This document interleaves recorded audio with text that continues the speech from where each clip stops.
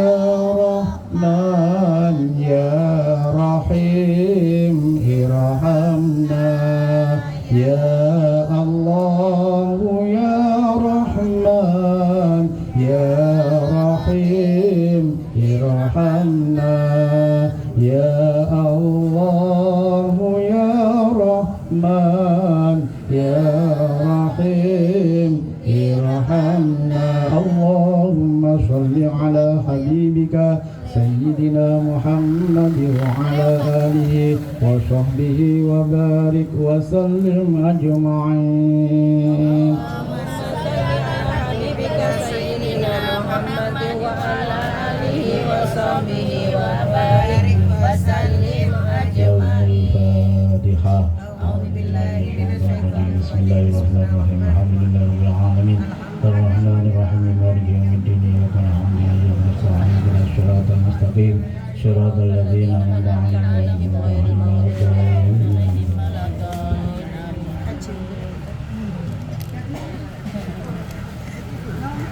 بسم الله الرحمن الرحيم والصلاة والسلام على سيدنا محمد والحمد لله رب العالمين حمدا ناعمين حمدا شاكرين حمدا يوافي نعمك مزيدا يا ربنا لك الحمد كما ينبغي الحمد سلطانك اللهم صل على سيدنا محمد صلاة تنجينا بها من جميع الأهوال والآفات وتقضينا بها جميع الحاجات وتطهرنا بها من جميع السيئات وترفعنا بها عندك على الدرجات وتبلغنا بها أقصى الغايات من جميع الخيرات في الحياة وبعد الممات وعلى آله وصحبه وسلم تسليما كثيرا اللهم تقبل وأوصل ثواب ما قرأناه من القرآن العظيم وما هللنا ما سبحنا ما استغفرنا ما صلينا على سيدنا محمد صلى الله عليه وسلم هدية واصلة ورحمة نازلة وبركة شاملة إلى حضرة حبيبنا وشفيعنا وقرة أعين محمد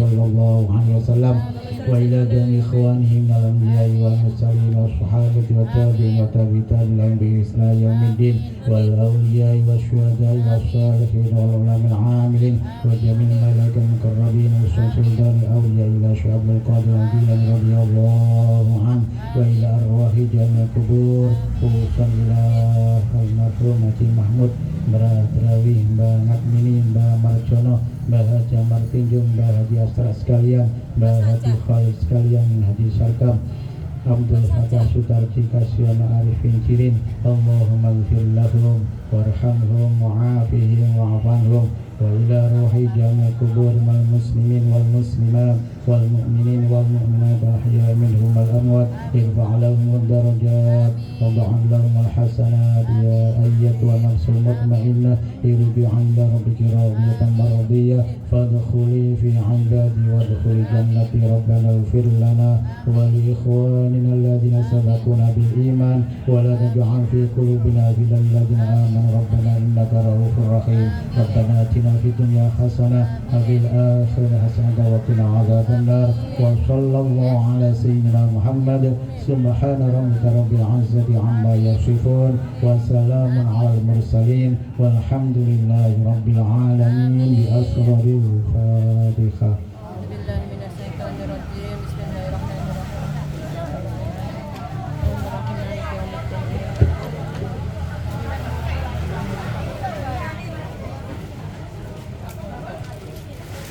Assalamualaikum warahmatullahi wabarakatuh. Waalaikumsalam warahmatullahi wabarakatuh. Ala manawina wa ala man wa salafus salih ila khabirin Nabi Mustafa Muhammadin sallallahu alaihi wasallam wa ala alihi wa ashabihi wa ahbabihi wa azwajihi wa dhurriyyatihi wa ahli baitihi kiram waliqadai hajatina walitahsilil maqasidina walitafki balarina wa ila jami'i man assasa wa aqama fi hadhihi dairah jami'a baina wa umatina jami'an tasaba ilayna wa ila jami'il muslimina wa muslimat wa mu'minina wa mu'minat أينما كانوا من مشارق الأرض إلى مغاربها برا وبحرها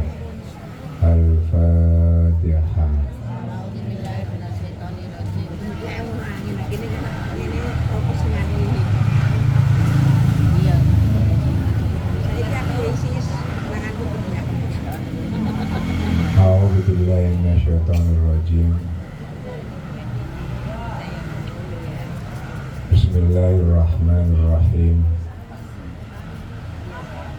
Alhamdulillahirabbil alamin. Wa bihi nasta'inu ala umuri dunya waddin. Wassalatu wassalamu ala asyrafil anbiya'i wal mursalin Sayyidina wa maulana Muhammad wa ala alihi wa ashabihi ajma'in. Qalu subhanaka la ilma lana illa ma 'allamtana innaka antal alimul hakim. Atub alaina innaka antat tawwabur rahim.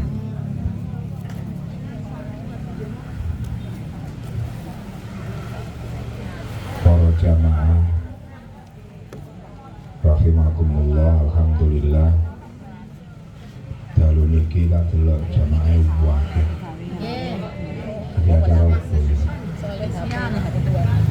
Akhir tahun. Acara rada spesial.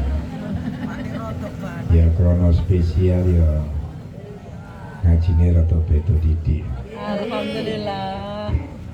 Betul spesial belas podo ae. Kebetulan kita niki masuk tenggone wulan Rejab. Terus wulan Rejab, di dalam wulan Rejab niku wonten salah satu peristiwa terbesar yang menakjubkan di luar nalar manusia. Dalam hal ini adalah peristiwa Isra Mi'raj. Subhanalladzi asra bi'abdihi lailan minal masjidil harami ilal masjidil aqsa alladzi barakna haulahu linuriyahu min ayatina. Pertama, ayat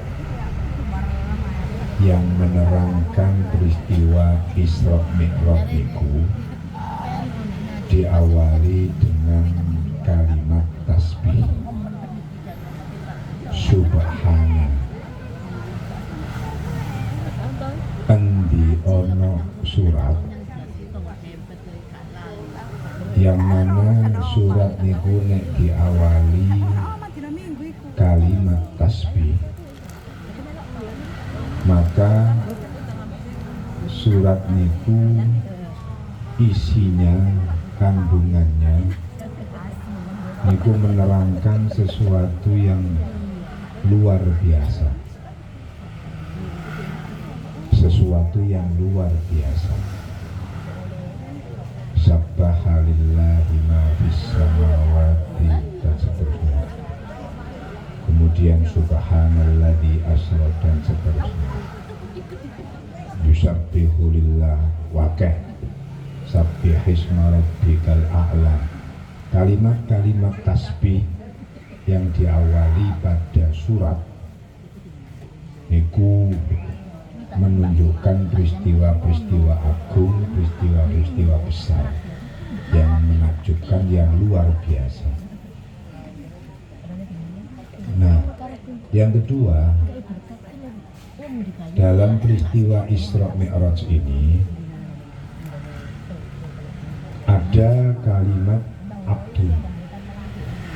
Ini perbedaan pendapat yang di mana-mana para ulama banyak mempertanyakan, apakah orang-orang awam juga mempertanyakan apakah Kanjeng Nabi Isra Mi'raj niku namung ruh kaya mimpi atau ruh dan jasad. Hampir mayoritas ulama menyatakan Kanjeng Nabi Isra Mi'raj niku ruh dan jasad. Karena kalimat yang digunakan adalah abdun. Abdun itu berarti sebagian besar ulama menyatakan Kanjeng Nabi Isra Mi'raj itu menggunakan yang diberangkatkan itu nggih ruh nggih bukan ruh kaya nek wong mimpi ngoten mboten. Kemudian yang ketiga ada kalimat lailan. Lailan itu maknanya waktu malam. Kalimat lailan ini kalau Imam Suyuti kalau tidak salah menerangkan, beliau mengatakan kalimat lailan itu waktu yang istimewa bagi orang-orang yang ahli di dalam orang-orang yang muta'abbidin, wong sing ahli ibadah, orang-orang yang mendekatkan diri kepada Allah. Itu waktu istimewa yang itu bertentangan dengan pendapat ahlul falasifah, wong sing ahli filsafat, di mana wong ahli filsafat niku waktu malam itu waktu yang tidak baik, waktu yang hanya digunakan istirahat. Tapi bagi orang-orang yang ahli ibadah, yang ahli taqarrub ila Allah, waktu malam itu waktu terbaik untuk cepat usul, cepat dekat dengan Allah. Bahkan kalau mau dikatakan, kalau ingin segala sesuatu urusannya itu dimudahkan oleh Allah, maka di malam hari hendaknya kita itu munajat, jaluk nang Gusti Allah, bukan di waktu siang. Itu pertentangan. Kenapa membantah pendapat ahlul falasifah, wong sing ahli filsafat, bahwa waktu malam itu waktu yang tidak menguntungkan bagi orang-orang di luar ahlul falasifah, khususnya orang-orang yang dekat dengan Allah. Niku waktu malam itu waktu yang sangat baik untuk mendekatkan diri kepada Allah Subhanahu wa ta'ala. Makanya nek kepingin dadi wong mulya, ojo kakean turu. Ono sing betah melek tapi warkop. Nggih, melek sampai jam 3 tapi nang warkop. Ono meneh sing betah melek ngenteni bal-balan. Iku ono sing model ngono. Wes jen bener memang melek dalu tapi nggih niku wae. Kemudian minal masjidil harami ilal masjidil aqsa. Mesti ada pertanyaan, kok masjid aqsa ya? Kok gak masjid ketimbang ya? Ternyata ada siri rahasia kenapa yang dipilih adalah Masjidil Aqsa. Beberapa ulama memberikan penafsiran kenapa yang dipilih adalah Masjidil Aqsa, karena Masjidil Aqsa itu adalah tempat yang terdekat, untuk bisa mencapai pintu langit pertama tanpa menggok-menggok, lurus. Aku yo garu loh ya, pintu langit pertama itu sing yo opo ya pada garu nih. Cuma ini para ulama memberikan penafsiran seperti itu. Jadi kenapa kok yang dipilih Masjidil Aqsa? Saya membaca di kitab Imam Suyuti, beliau mengatakan itu adalah tempat yang terdekat, yang paling lurus, tanpa belak-belok, tanpa belok-belok ya, karena belak ya, tanpa belak-belok, untuk bisa menuju ke pintu pertama, pintu langit pertama. Kenapa juga dipilih Masjidil Aqsa? Perlu diketahui bahwa seluruh nabi dan rasul itu pasti pernah berkunjung ke Masjidil Aqsa, termasuk Kanjeng Nabi Muhammad. Itu salah satu pembuktian bahwa memang seluruh nabi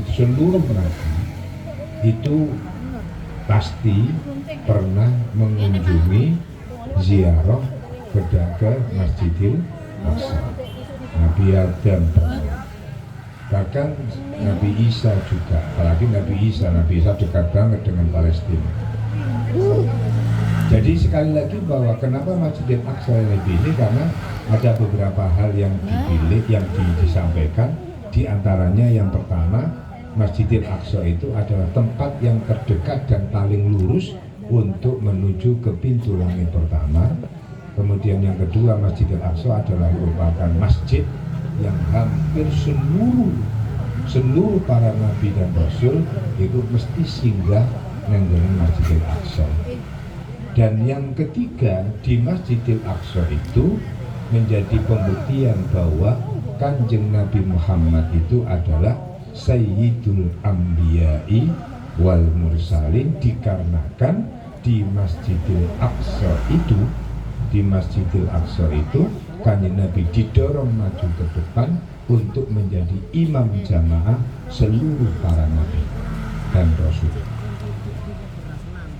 Kemudian yang keempat, tentang Masjidil Aqsa itu juga menjadi bukti bahwa Isra Mi'raj Rasulullah itu real, bukan hanya cerita belaka. Dibuktikan di malam itu, perlu diketahui Isra Mi'raj itu juga terjadi di malam Senin,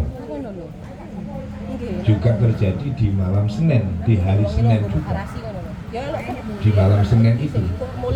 Jadi memang hari Senin itu hari istimewa untuk Rasulullah.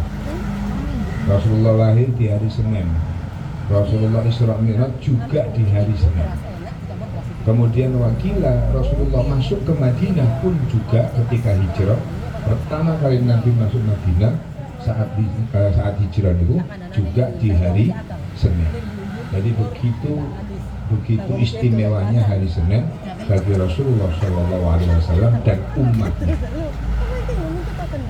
Ketika Kanjeng Nabi niku kenapa Kanjeng Nabi ada di Masjidil Aqsa, diarahkan ke Masjidil Aqsa, itu nanti di belakang itu menjadi pembuktian bahwa Isra Mi'raj itu bukan cerita belaka, tapi itu adalah real. Kenapa? Ada satu riwayat penjaga Masjidil Aqsa yang itu nanti diceritakan ke salah satu raja, yang raja ini kemudian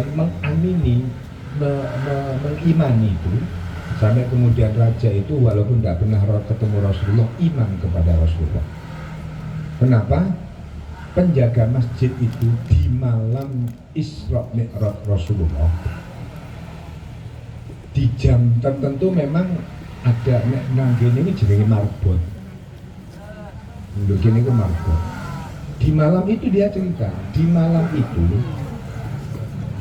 kami mendengar di Masjidil Aqsa seperti banyak suara-suara yang tidak bisa dilihat tapi didengar banyak. Bahkan ketika kami menutup pintu masjid itu tidak bisa, seperti ada yang mengganjal. Dan kami mendengar bahwa tidak 100-200 orang yang ada di dalam, tapi hampir mencapai banyak ribuan. Karena kami mendengar itu bahasanya adalah banyak sekali di dalam, seperti banyak orang. Dan di malam itu, di malam Isra Mi'raj itu, di situ dinyatakan bahwa memang di peristiwa di malam itu juga ada kejadian aneh yang kami memang secara kasat mata kami tidak bisa melihat, tapi di malam itu betul-betul kami memandang banyak orang datang di Masjidil Aqsa, yaitu dinyatakan oleh para ulama yaitu kumpulnya para nabi yang kemudian Rasulullah menjadi imam para nabi dan rasul sebelum naik ke Sidratil Muntaha. Terus kita mencolot nih, orang aja nih terus semapin iki wau. Ada peristiwa yang dialami Rasulullah di saat menjelang Kanjeng Nabi diberangkatkan, yakni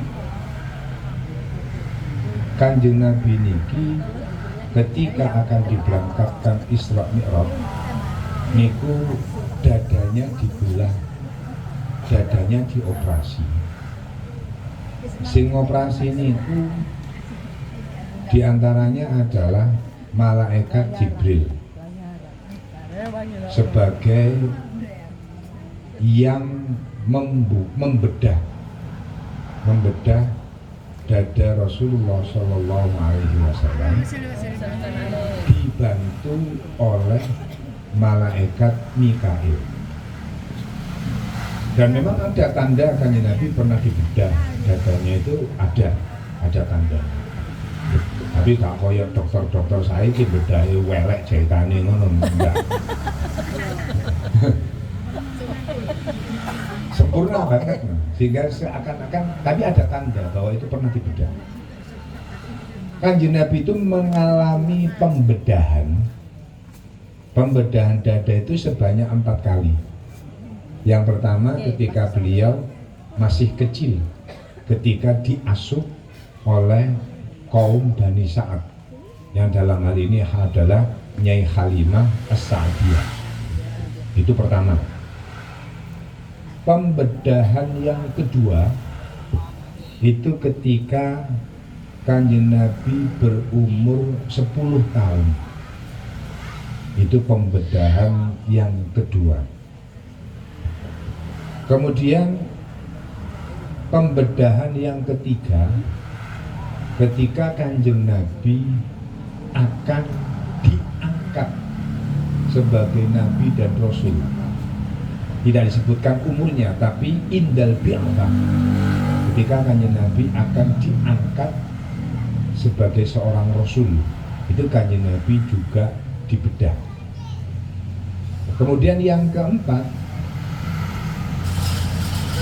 itu ketika malam Lailatul Isra, malam ketika Kanjeng Nabi akan diberangkatkan untuk Isra dan Mi'raj. Perlu diketahui, pembedahan ini bukan pembedahan yang tidak bisa diindra loh ya. Ini real. Makanya Syekh Muhammad mengatakan wa hadza syakku thabitun bi turukin sahihah wa huwa haqiqiyyun la yasihhu ta'wiluhu wa hamalahu wa hamlu 'alal amril ma'nawi bal huwa syakkun haqiqiyyun mahsusun. Bahwa pembedahan ini pembedahan yang real, hakiki, dan bisa diindra, bukan hanya ditakwil tapi memang diindra. Makanya tidak sah hanya mentakwil, dan tidak sah hanya bahwa itu wahamluhu alal amril maknawi, hanya perintah secara maknawi enggak, tapi hakiki memang dibedah. Makanya kalau ada orang mengatakan bahwa pembedahan Rasulullah itu pembedahan maknawi, enggak. Memang dibedah real ya dioperasi kayak operasi ini menungso biasa saat ini Bu. Itu yang terjadi, bahwa Kanjeng Nabi itu memang dari 4 kali pembedahan itu Kanjeng Nabi memang real dibedah. Terus ada satu peristiwa, kalau kita ngomong step pertama, kedua, ketiga, keempat, kelima, keenam, ketujuh itu ya oke lah. Tapi kita mencoba merangkai bahwa peristiwa Isra Mi'rajnya Rasulullah itu melewati 3 alam menurut sudut pandang sandaran manusiawi, bukan sandaran yang lain, supaya lebih mudah untuk memahami.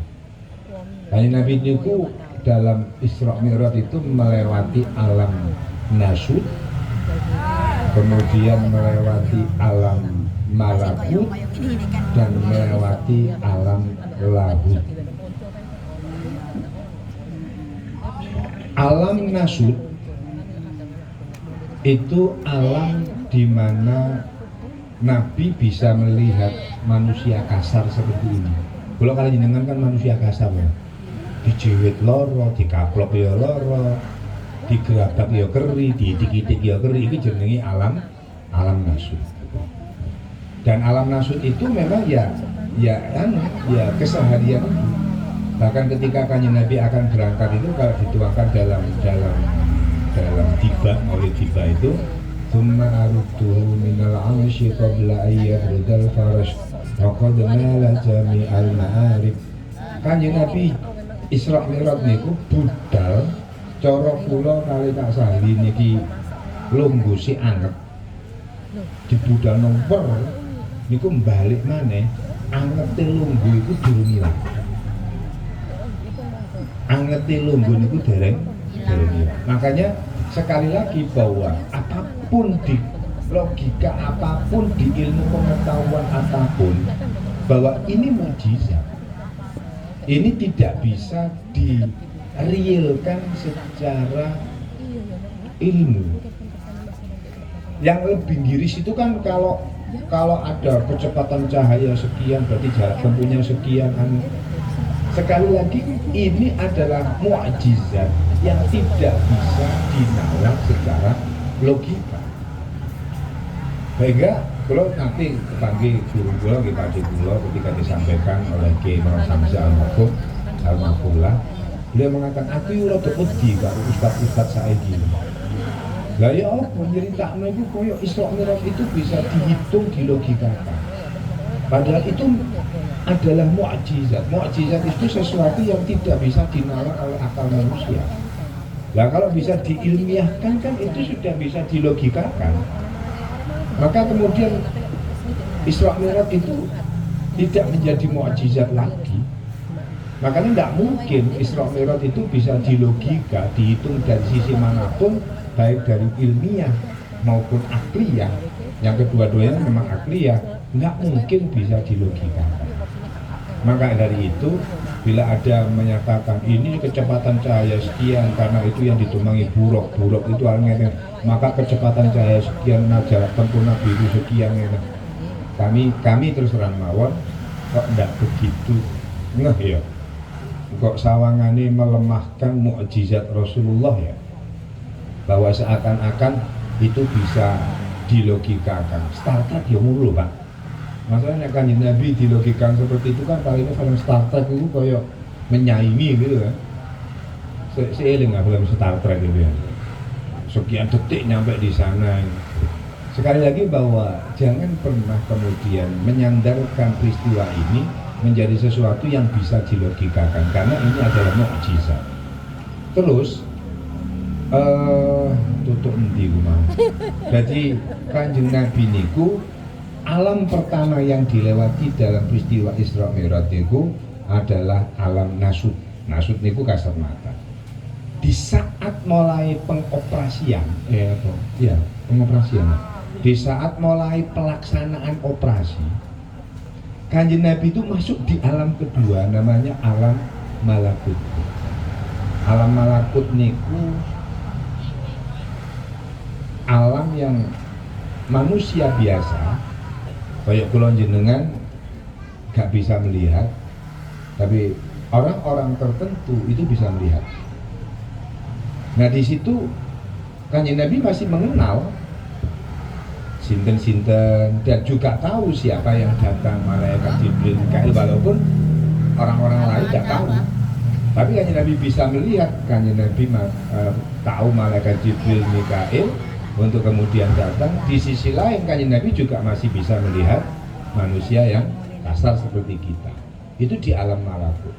Nah yang tidak bisa dijangkau itu, nah alam malakut itu masih dalam takaran ketika langit pertama ketemu dengan Nabi Adam, alam kedua dan ketiga sampai ketemu Nabi Musa, kemudian Nabi Musa sampai balik 8 kali, dan kemudian ketemu Nabi Ibrahim, kemudian ketemu dengan Nabi Isa dan seterusnya nih. Itu semuanya itu kan Nabi masuk di alam malakut. Nah, yang tidak bisa dilogika adalah hanya Nabi masuk di alam lahut. Sebenarnya alam ini tidak ada. Tapi untuk memudahkan pemahaman itu ketika dialog Allah dengan Rasulullah. Dimana salah satu hal yang kalau di Kasyifah itu Kanjeng Nabi ketika masuk dalam satu tempat dengan cahaya putih, malaikat Jibril itu bilang, Kanjeng Nabi kalau mboten saged derek cukup ta mriki. Ojo, aku sik tetep melok, awakmu melok tetep. Ketika bergerak sedikit, malaikat Jibril menyatakan mboten saged Kanjeng Nabi, jenengan piyambak.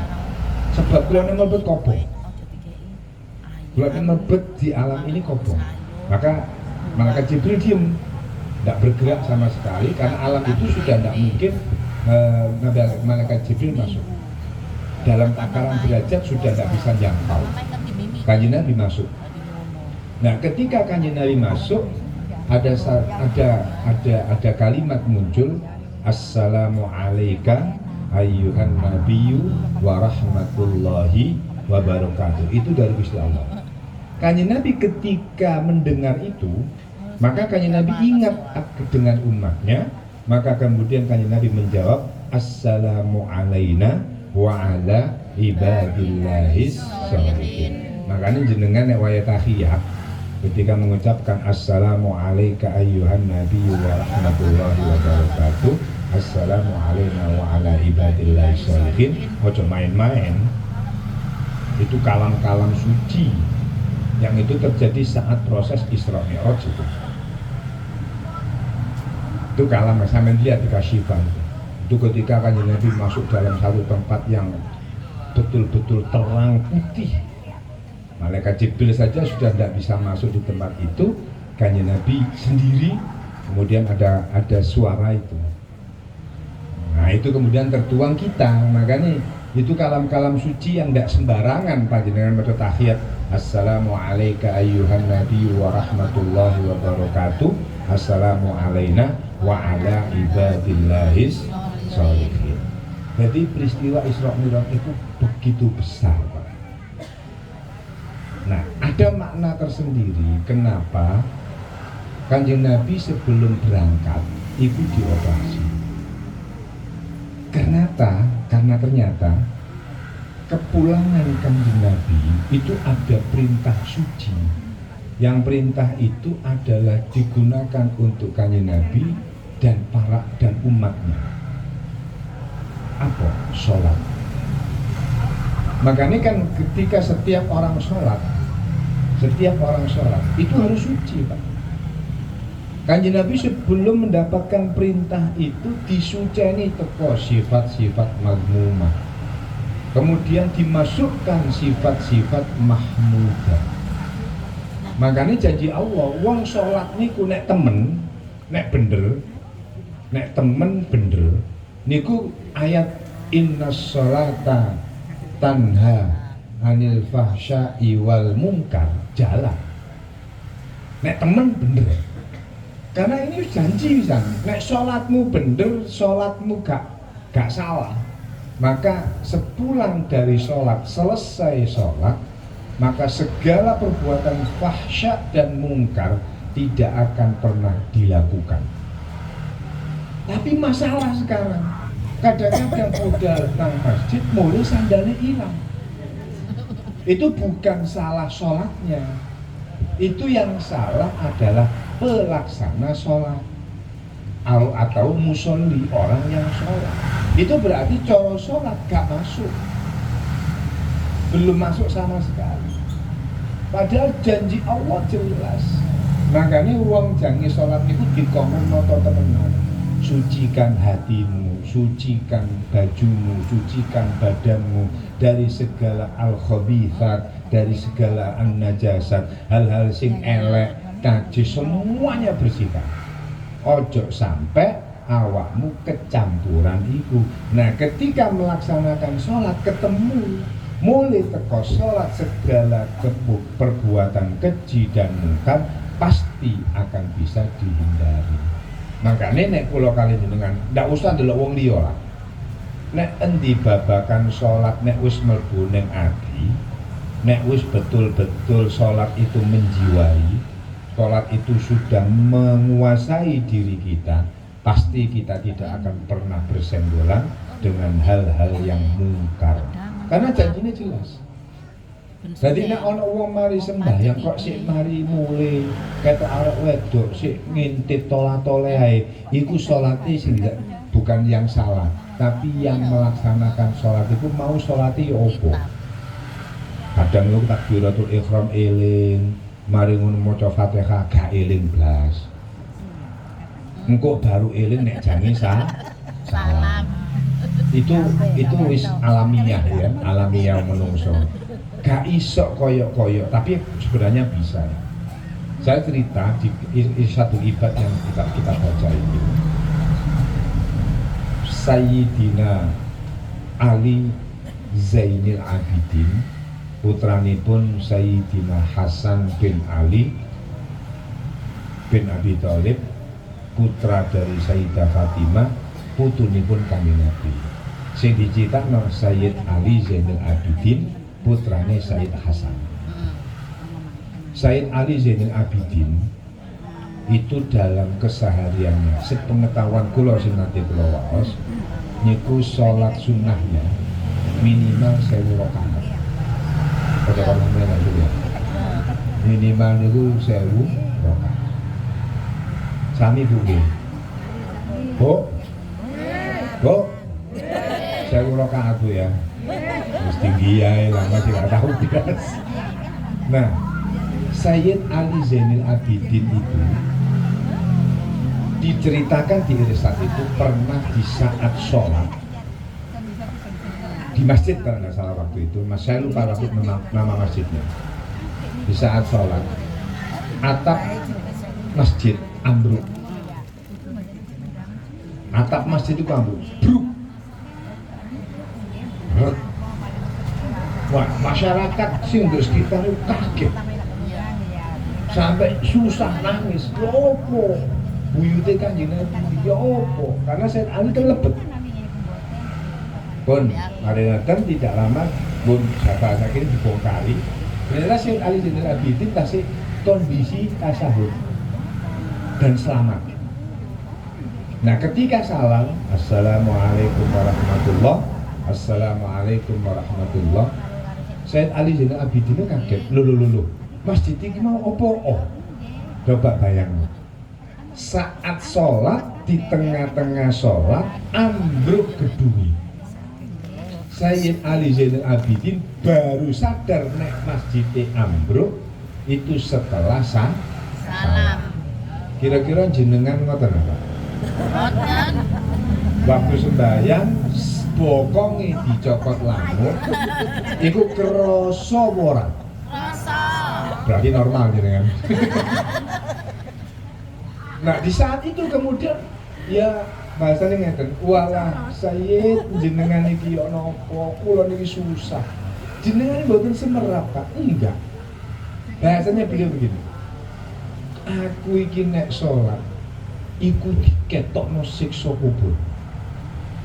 Jenengan ngoten. Aku nek salat mangkane aku wedi bener nang Gusti Allah niku, saat niku ali diketokno siksa kubur, siksa neraka. Makanya sembahyang kita khusyuk, wedi temen aku nang Gusti Allah. Wedi temen aku nang Gusti Allah. Makanya aku gak eling apa-apa. Betapa beratnya siksa di kubur daripada kebruan gedung masjid. Kira-kira begini insya Allah Melayu Pak nggih? Melayu koyoke Melayu.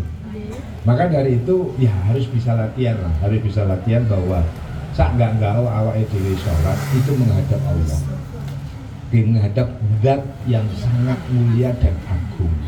Makanya Pak Bu nek sembahyang gawe yo klambi sing sopan.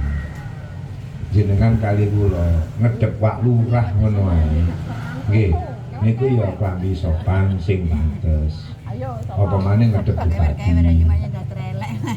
Ya ngedep camat. Niku kan ngoten nggih. Nek nanggone camat bagian mari ngono katokan ceket ya ditolak, Pak. Ya ditolak mesti gak sopan blas.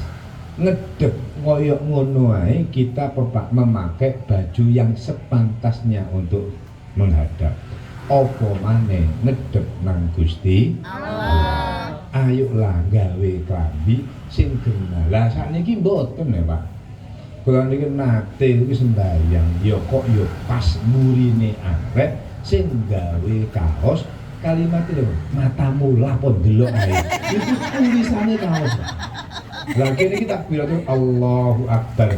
Tak batalno piye iki wis kadung maca, tapi gak tak batalno ya ben dhisik keganggu niku.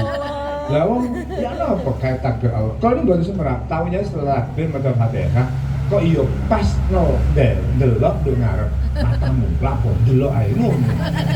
Ya aku kan iya paling mikir to. Sing salah dhewe apa piye. Lah sing nang kaos model-model ngoten aja digawe. Susah sing mburi niku. Sing mburi niku gak sida khusuk. Apa manane nek wis ade gambar sing model lea, model aduh mengganggu banget, Pak. Mengganggu banget. Makanya ini kaitannya dengan Isra Mi'raj. Di antara peristiwa besar Isra Mi'raj itu ada perintah. Yang perintah itu adalah sholat, di mana sholat itu menjadi bagian perintah Allah kepada umat Rasulullah, dan sholat ini adalah awwalu ma yuhasabu indallahi huwas sholat. Satu amal ibadah yang pertama kali akan diperhitungkan di hadapan Allah. Sekali lagi, pertama kali diperhitungkan di hadapan Allah adalah sholat. Nah, hal yang perlu diketahui lagi bahwa Kanjeng Nabi niku wangsul niku nggawa perintah sholat. Sejatine perintah sholat itu berawal dimulainya subuh. Tetapi Kanjeng Nabi belum diajar bagaimana cara sholat. Bagaimana cara sholat. Baru diajari setelah subuh oleh malaikat Jibril, diajari sholat itu gini. Nah, pelaksanaan pertama kali itu adalah sholat zuhur, bukan sholat subuh. Tapi perintah sholat itu sudah jatuh di saat ketika Kanjeng Nabi wangsul saking Isra Mi'raj itu sudah hampir subuh. Tapi belum terlaksananya sholat subuh karena belum ada pengajaran tentang sholat. Nah, sholat itu perbuatan amal yang dilakukan makhluk Allah yang mulia. Siji, awwalu man yusalli subah adalah Nabiullah Adam alaihissalam. Wong sing pertama kali sholat subuh niku adalah Nabi Adam. Wa awwalu man yusallil maghrib Nabiullah Isa alaihissalam. Orang pertama kali yang melaksanakan sholat maghrib adalah Nabi Isa alaihissalam. Kemudian untuk sholat yang lain, duhur, asar sama isya, itu saya tidak begitu hafal. Cuma saya ingat itu Nabi Yunus, kemudian Nabi Ibrahim dan Nabi Musa. Seingat saya, dan itu tertuang dalam kitab Sulamul Munajat. Itu ada 3 nabi itu. Terus kenapa sujud ada 2 kali? Itu ketika Kanjeng Nabi lewat melihat para malaikat sedang sujud. Nah, ketika itu malaikat disalami oleh Rasulullah, bangun Pak. Setelah bangun menjawab salam, kembali sujud. Makanya sujud itu 2 kali. Duduk di antara sujud itu adalah rukun, tapi bukan rukun tawil, tapi rukun qasir, rukun yang pendek. Makanya kan itu karena memang ada. Jadi ketika sujud, Kanjeng Nabi lewat, ketemu dengan para malaikat, Kanjeng Nabi salam, semua bangun yang sedang sujud itu untuk menjawab Rasulullah dan kembali sujud. Nah, makanya perbuatan yang dilakukan, amal yang dilakukan di dalam sholat itu dilakukan para malaikat, kemudian ada yang dilakukan oleh para nabi, sehingga kita kalau melaksanakan sholat itu podo karo ngelakoni perbuatan amal yang dilakukan oleh makhluk-makhluk Allah yang suci dan mulia, para malaikat, para nabi. Nggak niru sopo-sopo. Nah, sembahyang macam-macam, ojo sembrono, waya sembahyang budal kabeh nang masjid, kene rokokan sedah cedhit. Niku mawon sing saged kula sampaikan, mugi-mugi manfaat barokah. Mugi-mugi menangi Ramadan malih. Al-Fatihah.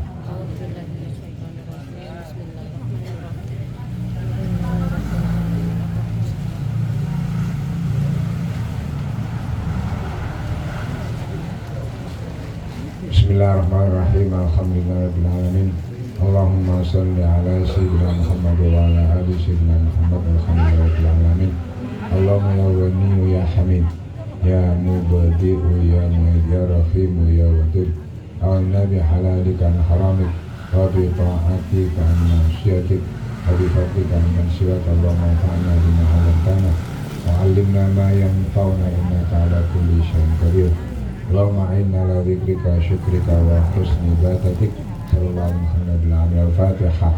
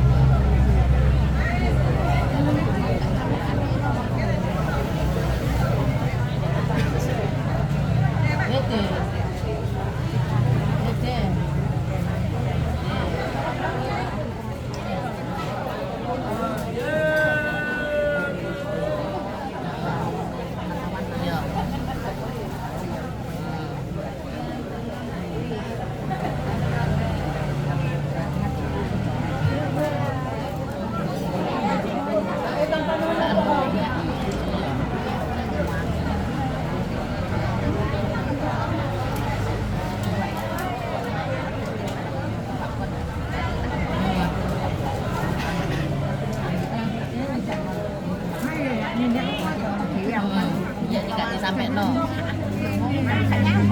Iya. Iya.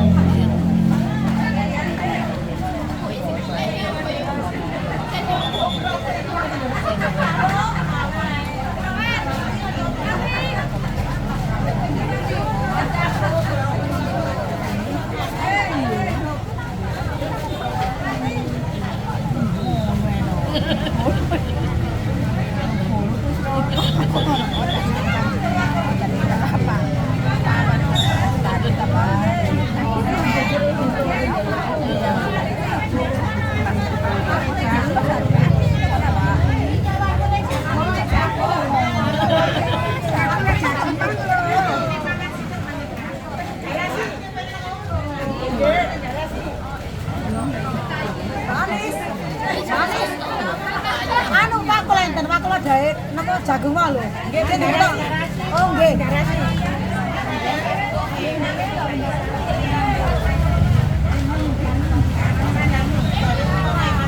Ayo Mami. Nanti di kalau boleh